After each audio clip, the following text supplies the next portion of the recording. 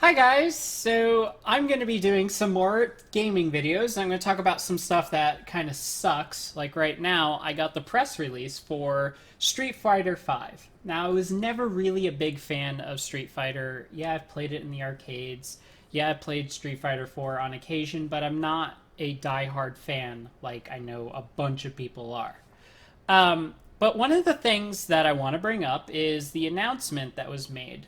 Tomorrow, Street Fighter V is going to be getting an update, and the update's going to include a Shadow Falls, which is their new story mode, as well as two new characters. But here's where we got a problem because people bought Street Fighter V and they were promised that all the content will be free, that all the DLC is just going to essentially be free. Well, we find out today that they did a bait and switch, that it's not true. Um, Technically, they could still classify it as free because they're going to utilize in game currency.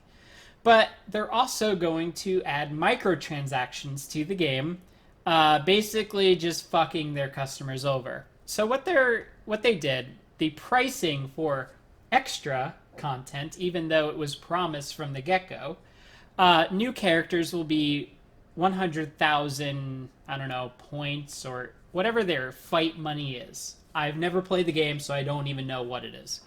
That equates to $6 of real currency. So every new character, if you want to unlock it without actually playing a shitload of the game, you have to pay $6 per character. New stages are 70,000 points or $4 currency.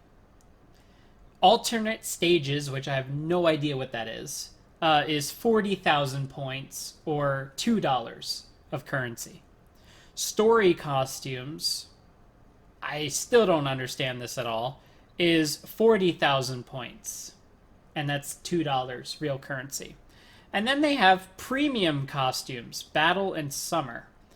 Those have you cannot unlock at all with in-game currency. You have to pay $4 either for a pack or each. They haven't really specified that. So for the update, they're going to be adding new stages. They're going to be adding new costume options, in-game currency shop, which no one asked for, matchmaking improvements. So they're going to better match you with players that are more or less your skill instead of doing what most games do, where they match you against someone that will just kick your ass. But this is exactly the problem with gaming, right? Where they promise you one thing, you buy the game with that promise, and then they completely do a bait and switch. And this kind of thing happened with Forza 6, where initially they promised that, hey, we're not going to have microtransactions. 3 months later, after the game was selling a shitload, oh, we're putting microtransactions in there. And I think that these kind of things would be classified as false advertising. I think that us as gamers need to stand up to this bullshit because it's a new tactic. Because publishers are catching on that gamers don't like microtransactions, that gamers don't like being sold a half-finished game and having the rest of the content sold to them later. So now developers are becoming a little sneaky where they're like, well, we could, since a game is componentized where they can add and remove things, they figure, fuck, we'll just sell you the game, we'll promise you that all the content will be free, and then we will charge you later. That's what they're doing. And I wouldn't be surprised if the same thing happened with Overwatch. And what's funny is people are saying, oh, Overwatch is going to have free stages and free characters. I have a feeling that Overwatch, when it finally gets some new characters, the characters are going to be locked. They're going to be locked either behind a paywall with the option of using in-game currency to unlock them. And you're going to hear people being like, oh, it's still free. If you play the game a lot, it's still free. No, it's not really free. And I say that because they build a system that rewards people for paying. And this is the thing that I have a problem with Overwatch. It's that it's a fucking Russian roulette where, you know, you're almost guaranteed to get nothing of value whenever you get a loot box. And this kind of needs to stop. I can't really like phrase it any other way other than it's shady as shit, and it doesn't help the consumer in any way, shape, or form. Instead, what you're doing is you're lying and deceiving your customer. That is kind of like fraud. And I think that with the video game industry, they are like the 80-pound gorilla or 800-pound gorilla. And they're just stomping around like they own the fucking place. And it's going to bite them in the ass in the long run because I don't support these bullshit policies. I don't support, like, I've never paid a microtransaction, ever. Have not, never will, and you could hold a gun to my head. I will never buy a fucking microtransaction because I think it's bullshit that when you pay $60 for a game, there's no reason why you should be forced to pay more to unlock stuff that you've already paid for. Because the point is, it would be like with music, right? I buy a music CD. I expect to be able to play every track on this CD because I paid for it. But if I'm playing this CD and all of a sudden I get to track 8 and it's like, oh, these, you have to listen to the other tracks another 800 hours before you can unlock these tracks. But if you want to listen to those tracks now, we'll sell them to you for $2 a piece. If they had that kind of business practice, people would flip their shit.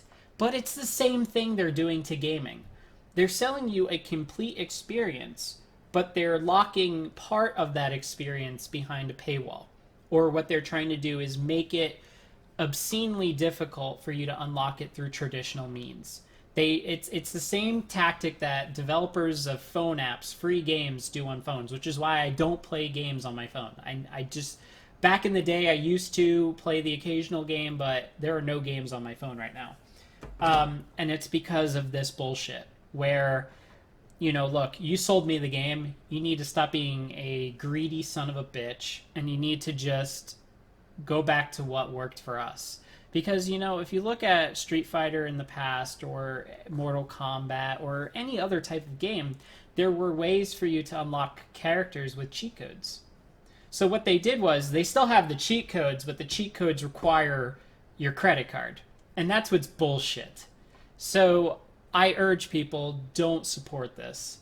Don't buy any of the in-game content. Just, you know, as frustrating as it can be if you already own the game, just truck on through and unlock it through traditional means. Don't whip out your wallet. You're hurting the industry and you're hurting your fellow gamer by doing so. So I want to know what you guys think. I'm not buying Street Fighter V because I honestly don't care about the franchise, but I care about the gamers who are being fucked over. And I think that, you know, as gamers, we really need to stick together. This is...